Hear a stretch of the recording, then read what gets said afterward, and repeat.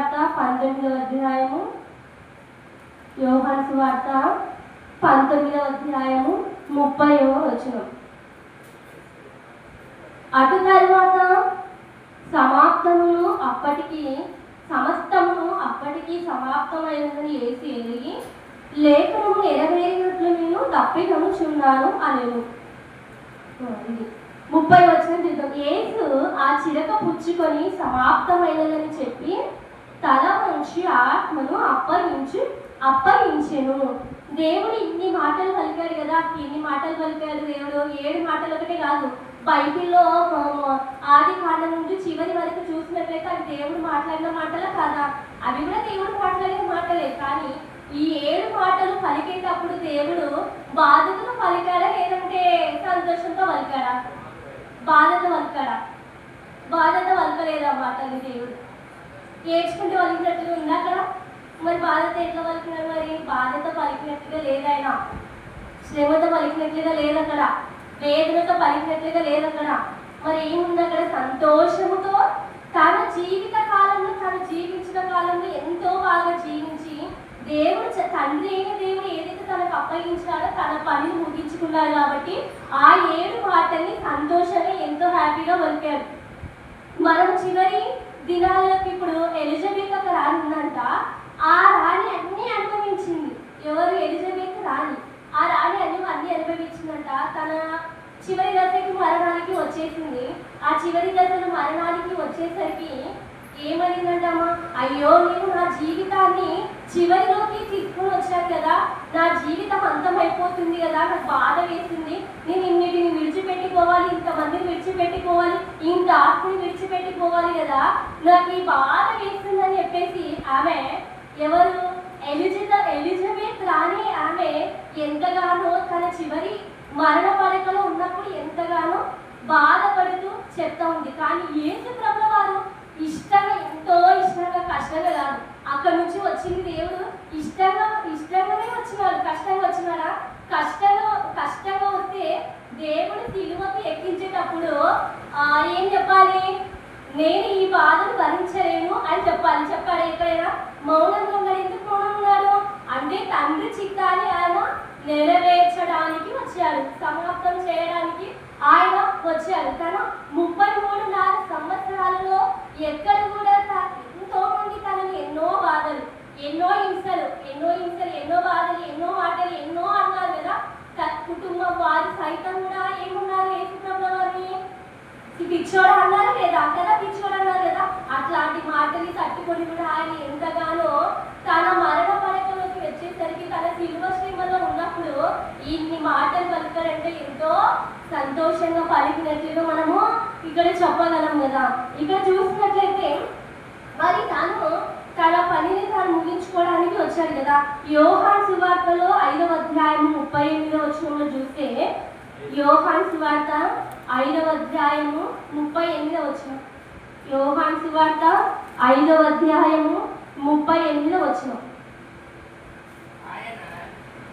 యోహాను సువార్త 5వ అధ్యాయం 6వ అధ్యాయము క్షమించండి, యోహాను సువార్త 6వ అధ్యాయము 38వ వచనం.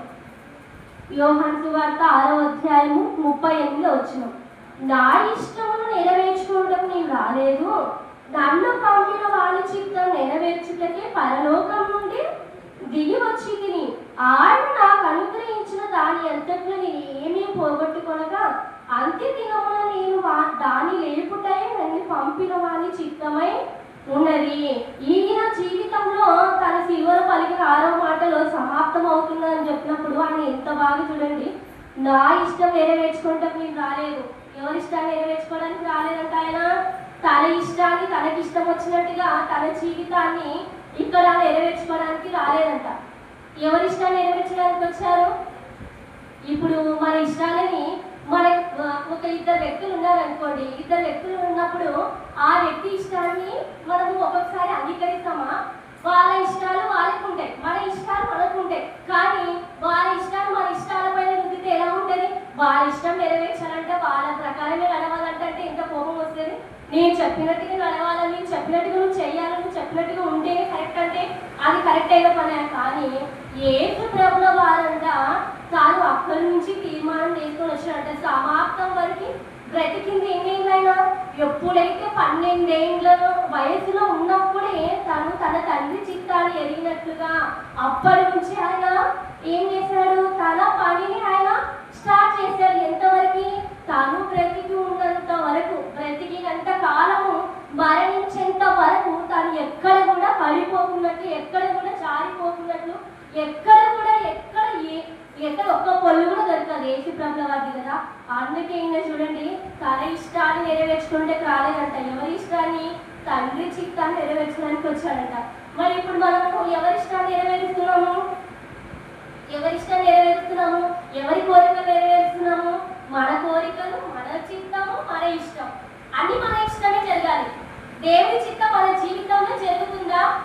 దేవుని ఇష్టం మన జీవితంలో జరుగుతుందా? దేవుని కోరికలు మనలో ఉన్నాయా కదా? అలాంటివి మనం ఇక్కడ ఆలోచన చేసుకునే వారంగా ఉండాలి. ఏది తన పని ముగించాడు కదా, సమాప్తమైందని చెప్పాడు. మరి మనము కూడా మనకు దేవుడు ఇచ్చాడు, చిన్న బ్రతుకులు ఇచ్చిన తర్వాత మన పనిని కూడా మనము ముగించుకోవాలి. ఎలా ముగించుకోవాలి? మనం కూడా ఆయన పనిలో కొనసాగిపోవాలి. ఎలా కొనసాగిపోవాలి? హెబ్రీలకు రాసిన పత్రిక 6వ అధ్యాయము 12వ వచనంలో మనము పడిపోకున్నట్లు విశ్వాసంగా మనం గట్టిగా నిలబడే వారంగా ఉండాలి కదా. ఇక్కడ చూస్తే హెబ్రీలకు రాసిన పత్రిక 6వ అధ్యాయము 12వ వచనంలో, హెబ్రీలకు రాసిన పత్రిక 6వ అధ్యాయము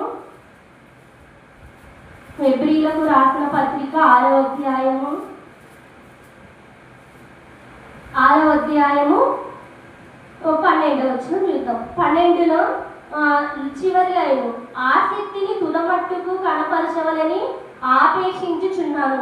కనబడింది అక్కడ? ఆసక్తిని తుదమట్టుకు కనపరచవలని ఆపేక్షించున్నాను. మన దేవునిపై ఉన్న ఆసక్తిని ఎంతవరకు కనపరచాలంట? చివరి వరకు కనపరచాలంట. అలాగే మన విశ్వాసంలో ఎంతవరకు ఉండాలి, ఎలా ఉండాలి అంటే హెబ్రీలకు రాసిన పత్రిక 3వ అధ్యాయము 15వ వచనంలో, హెబ్రీలకు రాసిన పత్రిక 3వ అధ్యాయము 15లో లాస్ట్ చివరి లైన్ చూద్దాం. 15లో, విశ్వాసము అంత మట్టుకు ఏలయనగా మొదటి నుండి మనకున్న దృఢ విశ్వాసం అంత మట్టు గట్టిగా చేపట్టిన ఎడలనే క్రీస్తులో పాలివారమై ఉందుము. మొట్టమొదటి మనం ఏం చేసుకున్నాము? మన తుదమట్టుకు ఆసక్తిని కనపరచాలంట. తర్వాత విశ్వాసంలో దృఢ విశ్వాసం ఉండాలి. ఏముండాలి? దృఢ విశ్వాసము గట్టిగా ఉండాలి అంట. అలాగే భక్తి జీవితంలో ఎలా కొనసాగాలి? మనం ఇవన్నీ కలిగి ఉంటేనే కదా మన జీవితంలో మనం కూడా ఒకరోజు సమాప్తం అని చెప్పుకుంటాం కదా. చెప్పుకోవాలంటే మనం ఇవన్నీ కలిగి ఉండాలి కదా. ఇక్కడ చూస్తే యాకోబు రాసిన పత్రికలో 5వ అధ్యాయం 7వ వచనంలో భక్తి జీవితంలో కూడా ఏం కలిగి ఉండాలి? మనం చివరి వరకు కొనసాగాలి. మరి కొనసాగితే ఇవన్నీ ఉంటే మనము కొనసాగగలం కదా. యాకోబు రాసిన పత్రిక 5వ అధ్యాయం 7వ వచనంలో మనం చూస్తే, యాకోబు రాసిన పత్రిక వివరించడానికి టైం లేదు కాబట్టి, ఇవి అవసరం లేదు కాబట్టి నేను చూపించగలుగుతున్నాను అంతే.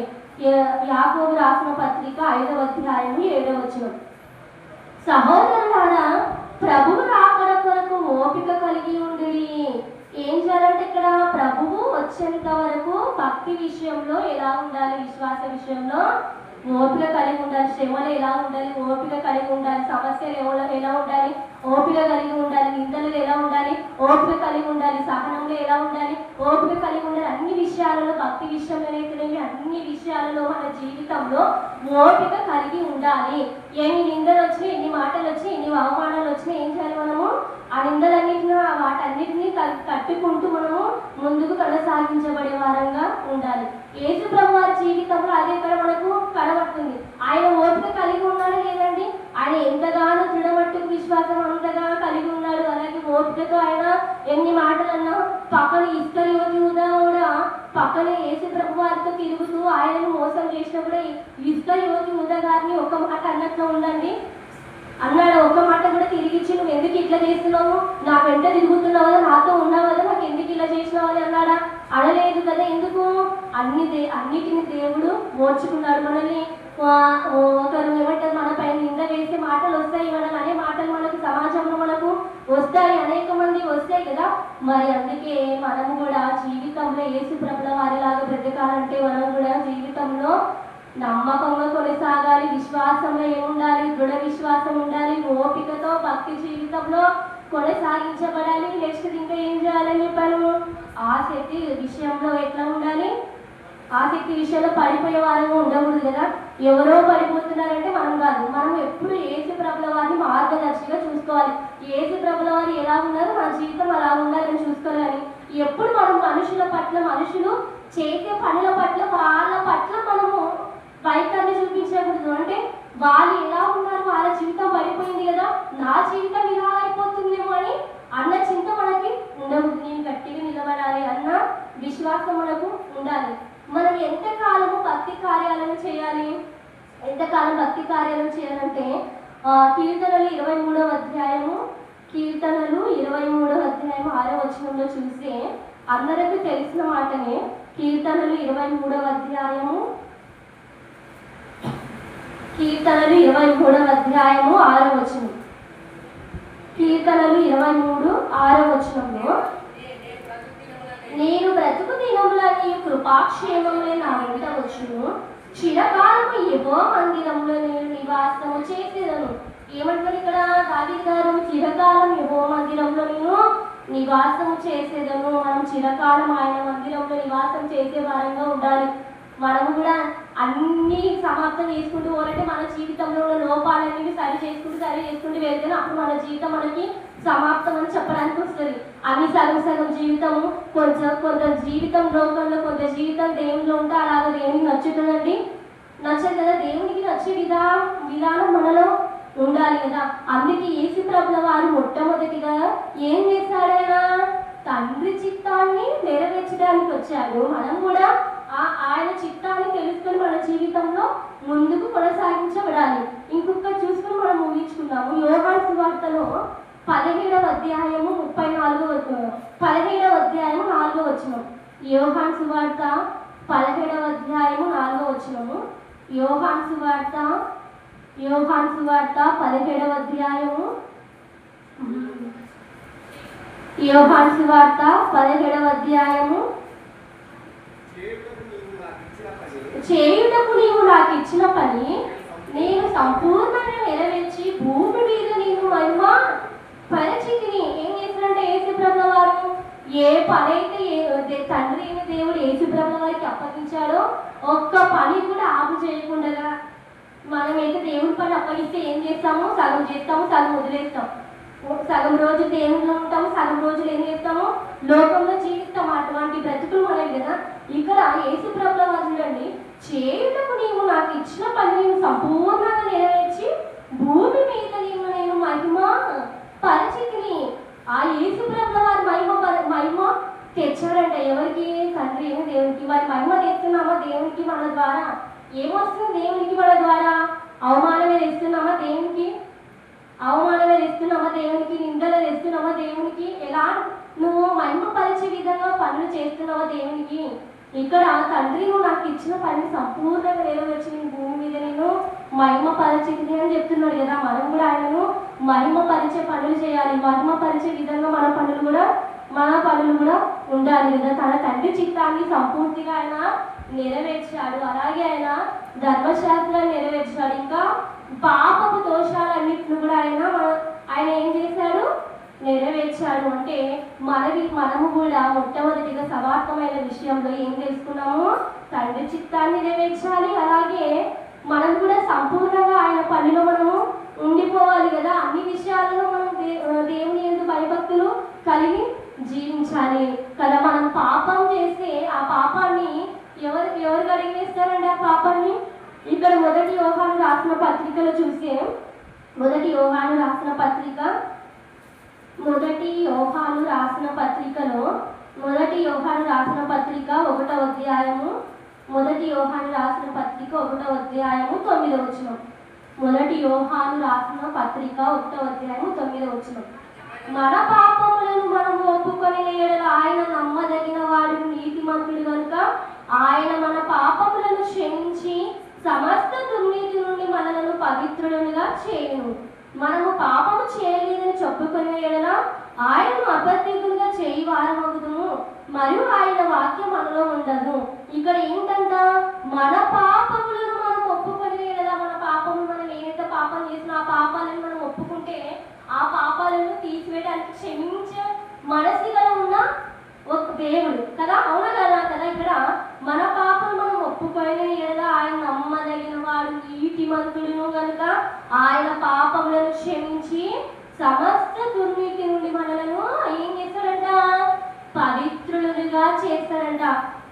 ఆయన రక్తము మనల్ని ఏం చేస్తుంది, పవిత్రులుగా చేస్తుంది. ఆయన రక్తం ఏం చేస్తుంది, మన సాక్షిని శుద్ధి చేస్తుంది. ఆయన రక్తం ఏం చేస్తుంది, మనల్ని మన పాపాలను మనల్ని కడిగి వేస్తుంది కదా. ఎవరు ఇవ్వలేనటువంటి ప్రాణాన్ని ఆయన మన కొరకు ప్రాణాన్ని దారబోస్తారు కదా. ఆయన గురించి ఎంత చెప్పుకున్నా తక్కువే, జీవితాంతం మాట్లాడుకున్నా తక్కువ, ఎంత చెప్పినా కూడా ఆయన గురించి మనము అసలు చెప్పలేనటువంటిది, వర్ణించలేనటువంటి ఆయన త్యాగం వర్ణించగలుగుతామండి. ఎన్నెన్నో మాటలు కదా, ఎన్ని మాటలు, ఇంకా ఎన్నెన్నో మాటలు కదా. అందుకే ఆయన ఎలాగైతే దేవుని చిత్తాన్ని నెరవేర్చడానికి వచ్చాడో మనం కూడా తండ్రి చిత్తాన్ని తెలుసుకొని తండ్రి చిత్తానుసారంగా మన జీవితంలో మనం కూడా నడవాలి. ఆయన సంపూర్ణమైన పనిని మనం కూడా చేయాలి. సగం దేవులో అట్లా ఉండకూడదు. వచ్చిన తర్వాత దేవుని మనం గట్టిగా పట్టుకొని ఉండాలి కదా. ఆయన రక్తం ఎట్లాంటిదంట, ప్రతి పాపములను కడిగి వేసే రక్తము, ప్రతి పాపాల నుండి విమోచించే రక్తము ఆయన రక్తం కదా. ఆయన దగ్గరికి వచ్చిన తర్వాత మరలా లోకం వైపు వెళ్తే మాత్రం ఇంకా ఎవరు కూడా వచ్చి ఏం చేయలేదు కదా. అనుకుంటాం కదా దేవుడు ఎంత నమ్మదగిన వాడంటే, మనం ఎంత పాపం చేసినా మనం ఇంకా ఆయన కావాలనే దగ్గరికి రావాలనే చూస్తూనే ఉంటాడు. కానీ మనం ఆయన వైపు చూస్తున్నామా, ఆయన దగ్గరికి వస్తున్నామా, ఆయన వాక్యాన్ని మనం ధ్యానిస్తున్నామా? దేవుడు సమాప్తం అన్నట్టు మనం కూడా బైబిల్ ఎన్నిసార్లు చదవగలిగాం? మనం క్రైస్తవులుగా ఉన్నటువంటి మనము ఎన్నిసార్లు వాక్యం చదువుకున్నామండి? వాక్య గ్రంథాలు ఎన్నిసార్లు బైబిల్ మొత్తం చదివినారు? క్రైస్తవులే మరి, విశ్వాసులే మరి వాక్యాన్ని ఎన్నిసార్లు చదివినారంటే కొంతమంది ఇంగ్లీష్ లో నవ్వుతారు కదా, చదివిన ఇంకా అట్ట అంటారు. ఏంటంటే ఎందుకు అట్లా అంత తెలియాలి కదా. దేవుని గురించి మనకంటే ఏం చేయాలి, మనం సమయం కేటాయించుకొని ఏం చేయాలి, ప్రార్థన చేసుకోవాలి. సమయం కేటాయించుకొని వాక్య గ్రంథాన్ని చదువుకోవడానికి కూడా సమయాన్ని మనము ఇవ్వాలి, ధ్యానించాలి. అప్పుడే మనం చిన్న వాటి విషయంలోనే తప్పిపోతే ఇంకా పెద్ద విషయంలో ఎక్కడ నిలబడతామండి మనం కదా.